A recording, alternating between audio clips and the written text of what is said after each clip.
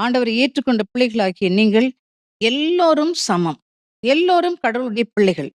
உங்களிடையே ஏற்ற தாழ்வு இருக்கவே கூடாது. உயர்ந்த ஜாதி, தாழ்ந்த ஜாதி, படித்தவர், படிக்காதவர், ஏழை, பணக்காரர், அபிஷேகம் பெற்றவர், அபிஷேகம் பெறாதவர், இப்படிப்பட்ட எந்த வேறுபாடுமே இருக்கக்கூடாது பிரியமானவர்களே. நாம் இறையாட்சியின் மக்களாக இருப்பதால், நாம் எல்லோரும் சமம். நாம் எல்லோரும் கடவுளின் பிள்ளைகள். இந்த உலக வாழ்க்கை தற்காலிகமானது. இது நிரந்தரம் அல்ல பிரியமானவர்களே. இது நிரந்தரம் அல்லவே அல்ல. இது ஒரு நிழலைப் போன்றது. நீர்க்குமிழி போன்றது. இன்றைக்கு தோன்றி நாளைக்கு காய்ந்து போகும் புல்லைப் போன்றது. காலையில் மலர்ந்து மாலையிலே வதங்கி விழும் பூவுக்கு ஒப்பானது. நிலையற்ற இந்த வாழ்க்கையிலே நீங்கள் ஆண்டவரை பற்றி பிடித்துக் கொள்ள வேண்டும்.